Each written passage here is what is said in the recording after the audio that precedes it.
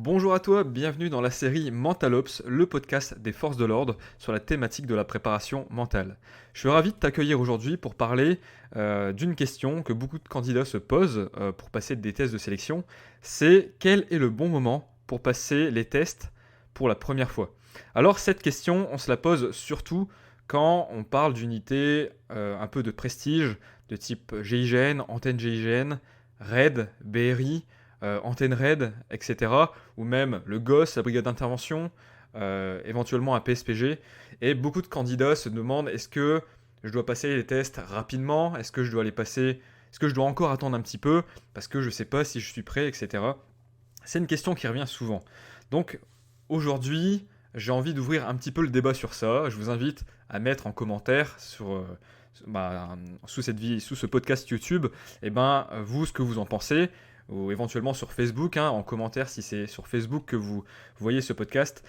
Juste, vous, c'est quoi votre point de vue par rapport à ça? Si vous pensez qu'il faut plutôt les passer assez vite, les tests, ou s'il faut attendre, s'il faut aller d'abord dans une unité un peu intermédiaire, un PSIG, une BAC, etc., avant de passer les tests d'une unité dite spécialisée et un corps d'élite. Voilà. Alors, je vais vous partager mon point de vue. C'est un point de vue personnel, c'est un point de vue que je me suis construit également à force de moi-même accompagner des candidats aux tests de sélection, en prenant un peu également les positions de chacun. C'est également un point de vue que je me suis construit en ayant moi-même passé les tests PSPG en 2017, donc l'unité que j'ai intégrée en 2017 en gendarmerie, et voilà de mon expérience. Mais également de mon expérience de préparateur mental, parce que il y a pas mal dans ce que je vais vous dire, dans ce que je vais vous partager, j'ai mon approche de préparateur mental et mon approche d'ancien opérateur du coup d'unité et de candidat au test. Alors pour moi, quand on se pose ce genre de questions, c'est quoi le bon moment pour passer les tests pour la première fois? Je vous dirais qu'aujourd'hui, je dirais que c'est dès que possible, à condition de vous préparer un minimum. Pourquoi? Pour faire honneur aux instructeurs qui vont vous faire passer les tests et pour pas passer pour une bille. Mais pourquoi dès que possible? Parce que si vous passez les tests dès que possible, déjà vous allez avoir des références. Vous allez avoir des références sur déjà les épreuves. C'est quoi les épreuves? C'est quoi le contenu des tests? À quoi je dois m'attendre quand je passe les tests? Vous allez avoir en fait pas mal. Vous allez plonger dans les tests. Vous allez vous donner à fond et vous allez déjà pouvoir découvrir c'est quoi les épreuves. Qu'est-ce que ça fait, par exemple, quand on me teste ma aisance en hauteur? Comment je me sens quand on teste ma claustrophobie, si je dois passer dans une buse, etc.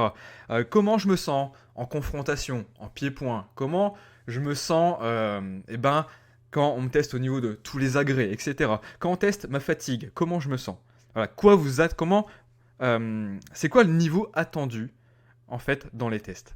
En n'attendant pas 3 ou 4 ans, en faisant les tests rapidement, en vous donnant comme objectif, peut-être objectif A de réussir les tests et objectif B au moins d'apprendre un maximum, vous êtes sûr au moins que vous atteignez l'objectif B, en apprendre un maximum. Et mon point de vue, en fait, c'est plutôt ne pas vous mettre la pression absolue, même si vous vous êtes préparé pendant un an, à vous dire je veux absolument réussir dès la première fois. Parce que ça vous met un stress immense. Alors bien sûr, le but c'est de réussir. Je vous dis pas allez-y et en fait vous n'avez pas envie de réussir. Non, vous avez envie de réussir.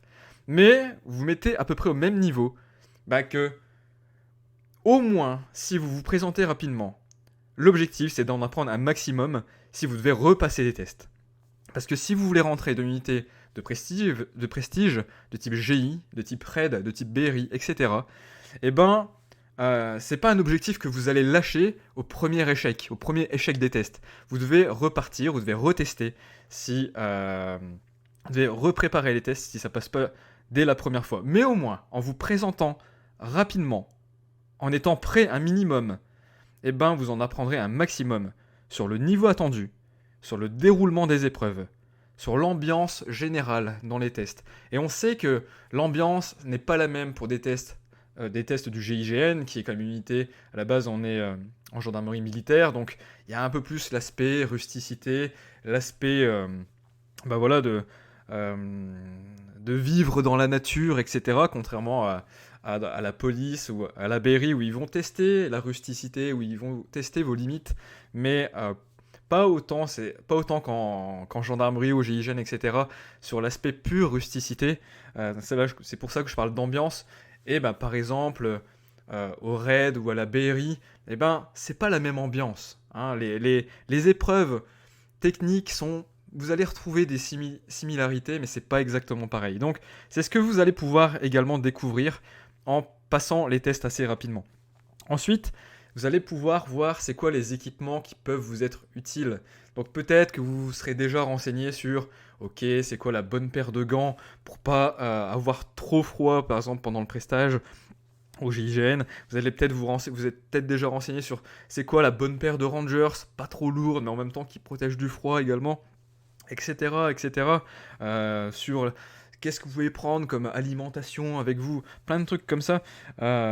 Et voilà, sur les astuces, comment vous allez te blesser. En fait, par exemple, en passant les tests pour la première fois, vous allez découvrir, c'est peut-être pas un secret, mais vous allez avoir des ampoules, vous allez avoir certaines petites blessures. Et comment, à partir de la deuxième fois où vous passerez les tests, vous pouvez éviter tout ça.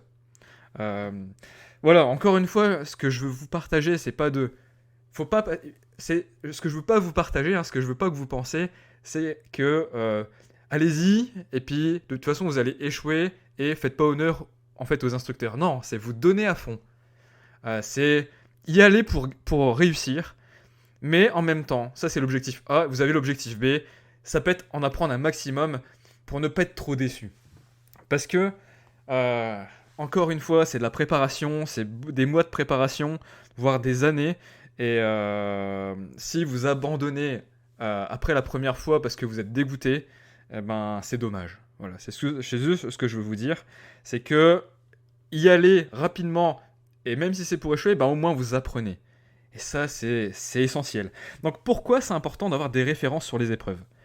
Parce que ça va vous permettre d'avoir plus confiance en vous la prochaine fois, de savoir à quoi vous attendre, d'avoir des références mentales sur ce que vous allez vivre la prochaine fois. Et ça, en fait, du coup, vous le vivez d'une manière physique, vous avez des vraies références.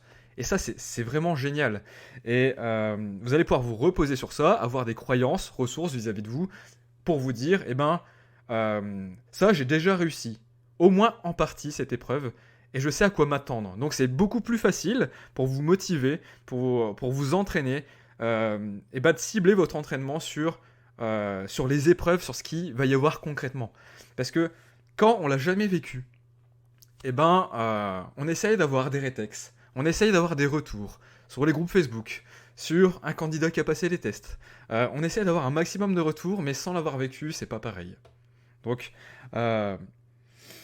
voilà ce que je veux vous partager. Ce que je veux vous partager également, c'est qu'avec la préparation mentale, on peut également s'entraîner sans avoir passé les tests, à s'imaginer au meilleur de soi-même et à se créer aussi des références qui vont vous permettre d'être plus confiant, de gérer votre stress, des références qui vont vous permettre peut-être de mieux gérer certaines épreuves lors de la confrontation, d'être plus combatif,